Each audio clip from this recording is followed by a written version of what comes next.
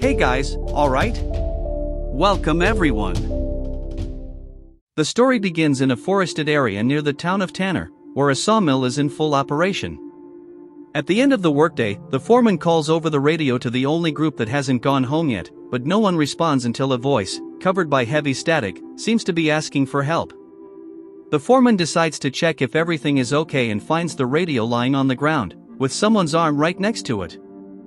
Feeling a drip on his shoulder, he looks up and discovers where the rest is. Terrified, he quickly returns to the car, but something comes trotting at a much greater speed and breaks the back window, attacking the poor foreman next. South of Tanner is the small town of Maiden Woods, where Paul Shields is the sheriff. At this moment, he and Deputy Sheriff Donnie Saunders are responding to a call from Farmer Ron Jenkins. He says someone has stolen one of his horses, but Paul finds no clue as to how this happened and suspects the animal may have simply run away.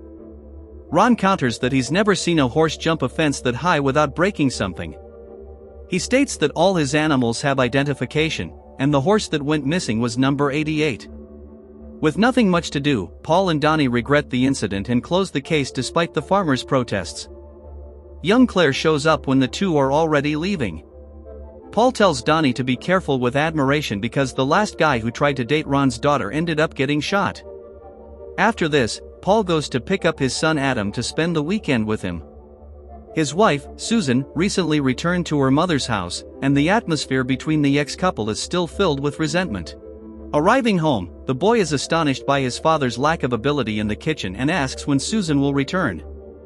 As Paul explains the complicated situation, a sinister shadow rushes past the back door, and Adam says there is someone in the yard. Paul thinks it's just the boy's imagination but prefers not to contradict him at this delicate moment and decides to take a look. He finds it strange when Adam says it's better to take the gun, but he assures him that it's not necessary. Going out with just a flashlight, he hears the sound of twigs and leaves, as if something is moving. He starts calling out, announcing that this is the sheriff's house, but when no one responds, he goes back inside. A little later, he puts Adam to bed and tries to hold back tears upon seeing the empty bed that belonged to his other son, Tim. The next day, Donnie arrives while Paul is making coffee and asks if he has left the house today. Strangely, Paul accompanies him to the door, and Donnie shows him a bizarre trail on the floor. The prints are of a horse's hoof, but by the spacing between them, it can be seen that they were left by a biped. Paul is alarmed to realize that whatever did this seems to have stopped in front of the window at some point, as if spying on the family. But then Donnie says that his house has similar tracks, and it is just now that Paul understands the real strangeness of the case. The entire town has awoken to find it covered in tracks, and the residents are very frightened. Paul and Donnie follow the trail until they enter the wooded area, where the tracks abruptly disappear without explanation. Paul also finds claw marks on a tree trunk. Later, at the sheriff's office, Donnie is turning to attend to the many anxious residents. Paul's task is not much better, as he has to inform the case to the Forest Service. Assuring him that there is no bipedal animal with hooves, the staff practically laugh in the sheriff's face. The truth is that Paul agrees this is all a bad prank and is only investigating because the neighborhood won't settle without a culprit. Donnie isn't so sure of that version anymore, as he finds it very difficult that someone could have spread those marks without leaving their own footprints, but Paul doesn't pay attention to him. Soon after, the priest arrives, saying that his dog has disappeared and that he is not the only animal that fled during the night. At the grocery store, Paul feels everyone's gaze upon him, demanding an explanation.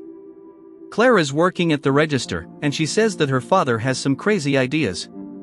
Hearing the conversation, a resident named Jim mentions the old stories his grandfather told about a creature that lives in the Maiden Woods forest. Irritated, Paul says that it's this kind of legend that motivates jokers to pull pranks like that. Jim responds that it must have been Donnie who did it because he came from New York and must be bored there.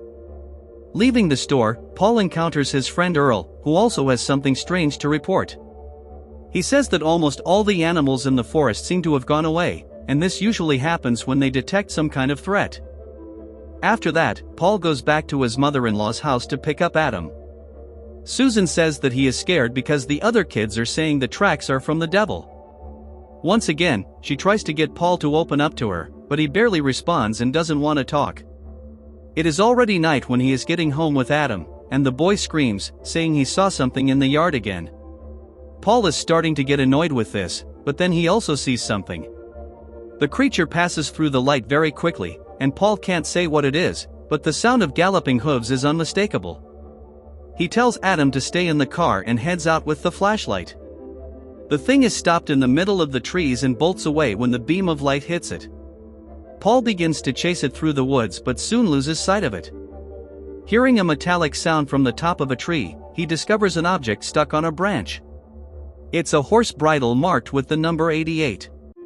Very intrigued, Paul returns to the car and panics when he sees that Adam is not there. He begins to search inside the house, and the boy finally appears, explaining that he heard something outside and got scared. Meanwhile, Earl is serving Donnie at his bar. He tells the officer that his grandmother was Native American and she told him various things about that forest. According to legend, spirits have held a grudge against the white man since the Europeans invaded that area. Donnie asks if he really believes that, and he recounts an old case about a boy who disappeared. The body was found in the woods more than 10 meters high, and no one could provide a reasonable explanation. Days later, Paul and Susan are called to school, and the teacher complains that Adam taught a bad word to his classmates. She writes the word on a pad, and the two start laughing when they discover it's nothing serious. The teacher gets annoyed and says there is another problem. Adam always talks about Tim in the present tense as if he is still alive. Furious at the teacher's attitude, Susan begins to yell and says her son can talk about his brother however he wants. Leaving the school, she breaks down in tears and hugs Paul. The next day, he finds Donnie in front of the church, and both are startled by a flock of birds flying south when normally they would be heading north. Donnie even mentions the legends that Earl told him, but Paul doesn't entertain mysticism and says that it's always someone's fault. Since Donnie came to the town not long ago, he only learns of the recent tragedy in the sheriff's family when he helps Susan with the car and she shares what happened. Paul was home alone with Tim when the boy had an accident in the pool. Apparently, the boy slipped and hit his head on the bottom. She explains that she never blamed her husband, but he blames himself so much that it has started to corrode the family, and this is why she decided to separate. That night, Paul and Donnie are once again called to Ron's farm, and Claire is trying to disarm her father when they arrive. Ron says that his horses have been very nervous for days, and he didn't know why until yesterday. Around 3 in the morning, someone attacked the barn, pounding against the walls hard and leaving the animals almost frantic. Ron declares that he will not allow this to happen again and is ready to defend his farm, but Claire preferred to call the police, fearing her father would take risks. Paul talks to Ron and tries to calm him down, but a light bulb bursts while he is speaking, and everyone is already hearing the frantic whinnies. Donnie is tasked with keeping the farmer away from the barn while Paul investigates. Soon, they begin hearing banging on the walls as if something is trying to get in, and Paul again sees the creature in a glimpse. Donnie gets startled by his scream and comes to help, but the thing has already disappeared into the darkness. The two return early in the morning to look for clues and find the outside of the barn all scratched by claws. Ron shows the marks on the ground and states that this wasn't made by a horse, as the front is divided into 3 parts, and horses' hooves don't do that. A search on the internet reveals that no known animal has that kind of hoof, and some results mention a demon called Wendigo. To make matters worse, a severe storm is coming, and authorities recommend a partial evacuation of the area. Paul also finds a deer by the roadside, and the state of the animal suggests a very fierce predator. On top of all this, the sheriff still has to face his own family drama. During lunch with his parents, Adam begins to ask when the two will reconcile and why his mom cries so much. Soon, Paul ends the subject. At night, Donnie goes to have coffee at the store where Claire works, and the two flirt until Paul calls him on the radio. He has just come across yet another dead deer, this time right in the middle of the road. He approaches to examine the claw marks and starts hearing stealthy movement around him. Suddenly, the creature runs right in front of the headlights, and Paul even falls back from the fright. As soon as he gets into the car, the deer's carcass inexplicably disappears from the road. This finally shakes the sheriff's confidence in simpler explanations. He goes to Earl's bar to talk to Donnie and says that the legends about the forest may have been interpretations of something that really exists. Jim also shows up at the bar and begins to provoke the two officers, doubting their competence. The next morning, 3 hunters venture into the Maiden Woods forest and soon realize that something is wrong. When the creature runs past, one of them asks if it was a bear, but the others say it was too fast. Then one of them is suddenly attacked and only has time to fire a single shot. At the sheriff's office, Donnie speaks about the incident in New York that ended up causing his transfer. He was shot during a shooting, and his partner did not survive. Now he thinks that this might have been God's work and that his place is truly in Maiden Woods. Paul doesn't like much of the religious talk, as he has clearly lost faith since Tim's death. However, when he goes into the woods to search for more clues about the possible monster, he hears his deceased son laughing and even calls out his name. Suddenly, a hand grabs his shoulder, and we see that it is one of the 3 hunters begging for help. At the sheriff's office, he introduces himself as Robert and states that he was hunting with friends Manny and Ryan when the two were attacked by a very strong and fast creature. Robert is obviously traumatized and says he doesn't know exactly what he saw. But when Paul promises to find his friends, he shows no hope that they are still alive. Soon after, Paul gets a call from Earl and goes to meet him in the forest alongside Donnie. Jim is also there with a look of outrage and fear. He and Earl found something horrible while hunting. Parts of Robert's friends are stuck in the tops of the trees. Jim gets angry when Paul says that the hunting season is ending early, as he wanted very much a chance to catch the monster, but the sheriff makes it clear that no one else should enter the forest for now. Upon learning about the attacks, the Forest Service promises to send an armed unit within 24 hours. Paul states that, at least, many people have left town due to the storm, and Donnie is confident that the two can keep the remaining residents safe until then. The partial evacuation of the area continues throughout the day. At night, Susan thanks Paul for staying with Adam, as the boy is scared of the storm and feels safer with his father. After Adam goes to sleep, Paul calls Donnie to discuss some theories. He opens a map of the region and shows that there is a denser and more remote forest north of Maiden Woods. The nearest town there is Tanner, and their sheriff sent some documents about what happened at the sawmill. Paul suspects that the mysterious animal was hiding in that other forest until the trees started coming down. He had to migrate south, and the Maiden Woods forest is the last on the way. Now the creature is cornered, and its only way out is to fight for territory. The two continue chatting when Jim knocks on the door.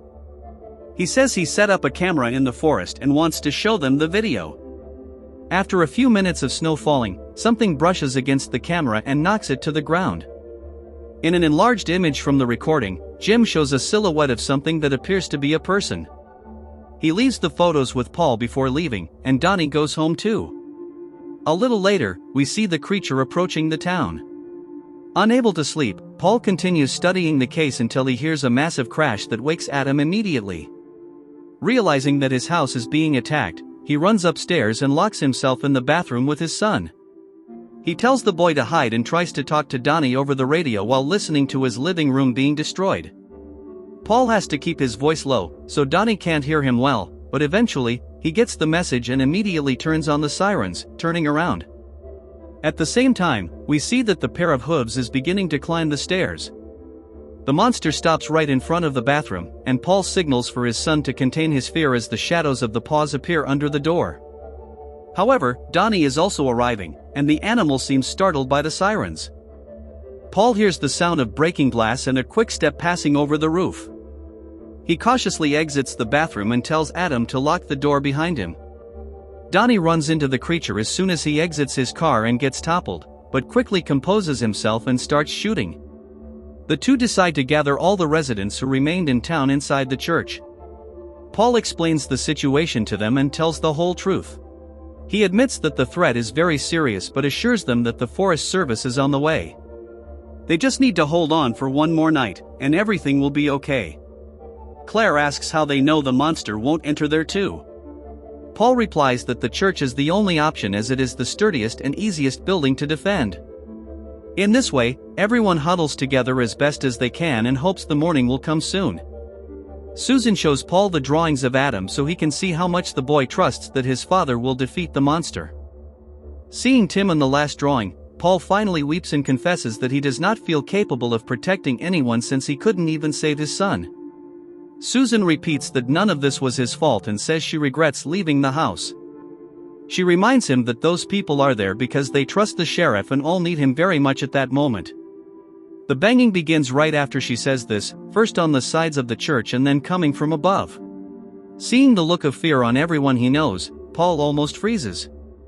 But soon he regains control of the situation and tells everyone to stay away from the windows. The monster is attacking the front door, which shakes violently and does not seem like it will hold much longer. Paul and Donnie draw their weapons and prepare for the confrontation, but they know that they may not be able to stop it alone. Then Paul remembers that there is a shelter underneath the church and tells everyone to go down there. After they seal themselves in the basement, Paul kisses his wife and hugs his son, saying he will go back up again because the doors won't withstand the pressure. He wants Donnie to stay there to help the others, but Jim volunteers to do it with Earl, as no one wants Paul to face the beast alone. He eventually agrees and heads up the stairs with Donnie right behind him. As they reach the ground floor, the banging stops, but the lights go out. The two proceed with their flashlights, and Paul sees that the door is wide open. A noise of things breaking comes from the room next to the altar, but there's nothing there when they enter. Since the room has a second door that leads to a corridor, Paul leaves Donnie there as a lookout, ordering him not to let the creature through. As Paul crosses the corridor and begins to search the rooms on the other side, a shadow passes behind Donnie and goes into the kitchen. The sound of falling pots catches his attention, and he follows the noise until he sees a footprint on the floor. He bends down to examine it and sees that it is broken into 3 parts like the others. When Donnie stands up, he is grabbed by the shoulder from behind and drops his flashlight while shouting. Both the sheriff and the people in the basement hear him squeeze the trigger. Paul begins to back away, and Donnie frees himself from the monster's grip, seeing that he managed to injure it. Seeing the reflection of the creature in a kettle, he fires several times, but misses the target. When Paul returns, Donnie says he is okay and tells him to go after the monster before it recovers. Then the sheriff continues searching until he feels a presence right behind him. He quickly turns around and starts firing, but the beast retaliates and disarms him. Realizing that he has not defeated the monster, Paul hides under the church benches, holding his breath as the monster hunts for him. He carefully cocks the other weapon to avoid making noise, and as soon as he is discovered, he fires 2 more shots. The monster leaves, but it leaves a trail of blood behind. Paul begins to follow it until a lamp crashes on the opposite side, and he doesn't see that his enemy is crossing the ceiling. At that moment, the monster jumps right in the middle of the church and reveals itself entirely for the first time. Paul keeps shooting until he is knocked down and does not cower even when that horrendous thing bares its teeth at him. Shoving the knife into its scaly trunk, the sheriff finally slays his enemy. He warns the others that the nightmare is over, and they all return to the church, relieved. But then Donnie looks at the creature lying on the floor and discovers something terrible. He is sure he shot the monster's shoulder, but he doesn't see a wound. As Paul begins to understand that this is no single monster, we see that there are several others outside, ready to attack the church.